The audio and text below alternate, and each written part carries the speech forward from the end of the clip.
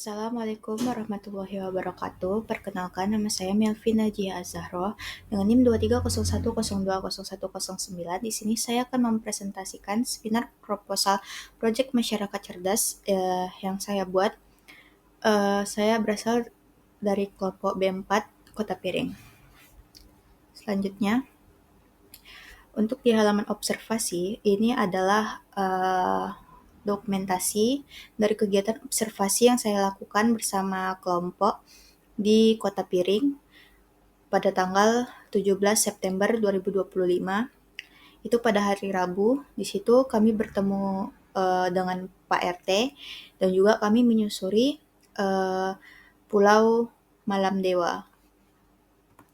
Selanjutnya, design thinking. Ini adalah dokumentasi ketika pada tanggal 19 September dan juga pada tanggal 26 September.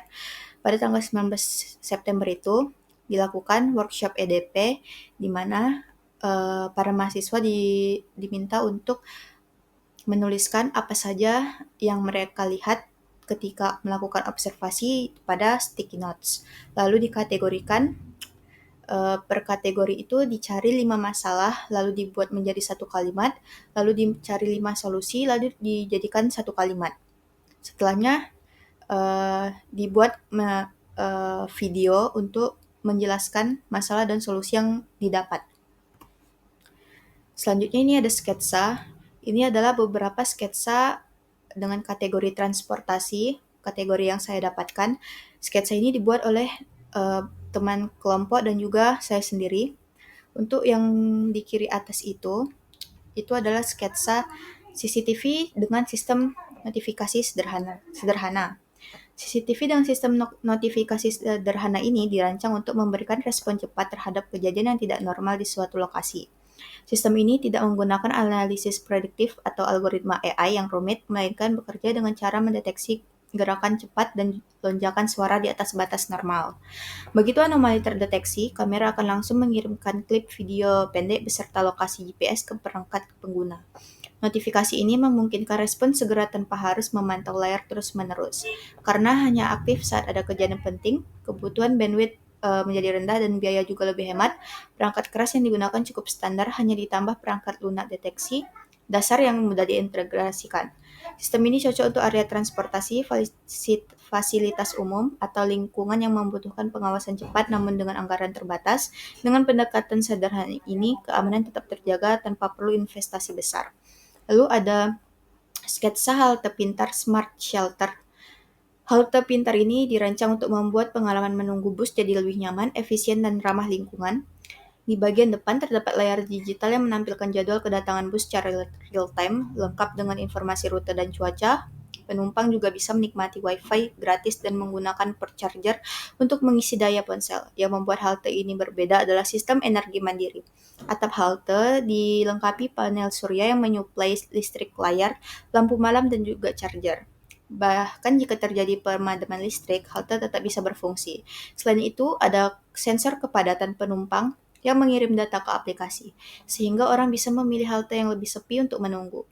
Halte juga ramah lingkungan, sisi dinding dihiasi taman vertikal kecil untuk menambah kenyamanan dan mengurangi panas. Desainnya ramah difabel dengan jalur kursi roda, pengumuman suara untuk tunanetra, serta lampu indikator khusus bagi penumpang dengan gangguan pendengaran. Selanjutnya, ada perahu tenaga surya untuk nelayan. Perahu tenaga surya ini dirancang khusus untuk nelayan. Panel surya lipat dipasang di atas perahu dan bisa dibuka saat melaut lalu ditutup saat sandar. Energi matahari yang ditangkap panel disimpan di baterai, kemudian digunakan untuk menggerakkan motor listrik dan kotak pendingin. Sistem IoT dipasang untuk memantau kondisi perahu. Nelayan dapat melihat sisa baterai, posisi GPS, kecepatan, serta suhu pendingin langsung melalui ponsel. Dengan cara ini mereka bisa mengatur perjalanan lebih efisien dan aman. Lalu ada kapal tenaga surya. Kapal tenaga surya ini menggunakan panel surya untuk menghasilkan listrik yang disimpan di baterai besar, lalu dipakai menggerakkan mesin dan sistem kapal. Bedanya dengan kapal biasa, kapal ini punya sistem monitoring energi berbasis IoT. Jadi kru bisa memantau kondisi baterai dan konsumsi listrik secara real time. Selanjutnya ada sepeda listrik tenaga surya. Sepeda ini dirancang sebagai transportasi ramah lingkungan sekaligus praktis. Panel surya fleksibel di bagian belakang mengisi baterai yang terhubung langsung ke motor listrik, membuat kayuhan jadi lebih ringan. Maksud saya sepeda listrik.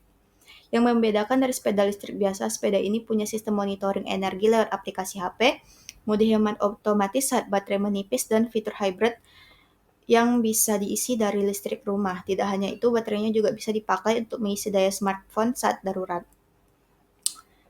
Dari kelima sketsa dengan kategori transportasi, sketsa pilihan final yang saya dan teman-teman pilih itu adalah CCTV dengan sistem notifikasi sederhana. Mengapa saya memilih CCTV dengan sistem notifikasi sederhana sebagai sketsa pilihan? Karena CCTV ini menggunakan uh, karena sistem ini itu tidak menggunakan analisis prediktif atau algoritma AI yang rumit.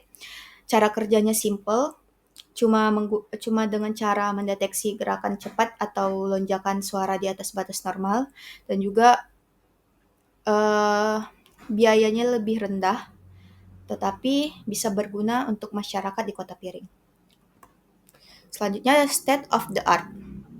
Untuk fokus utamanya, sistem sejenis itu analisis prediktif pengenalan objek atau wajah, sedangkan CCTV dengan sistem notifikasi sederhana, respon cepat real time terhadap anomali di lokasi. Selanjutnya ada metode deteksi untuk sistem sejenis algoritma AI kompleks deep learning. Kalau CCTV dengan sistem notifikasi sederhana hanya mendeteksi gerakan cepat dan lonjakan suara di atas batas normal. Output notifikasi untuk sistem sejenis itu peringatan yang sangat detail dan terkategorisasi, sedangkan CCTV mengirim klip pendek dan lokasi GPS segera setelah anomali terdeteksi. Kebutuhan biayanya untuk sistem sejenis ini sangat tinggi karena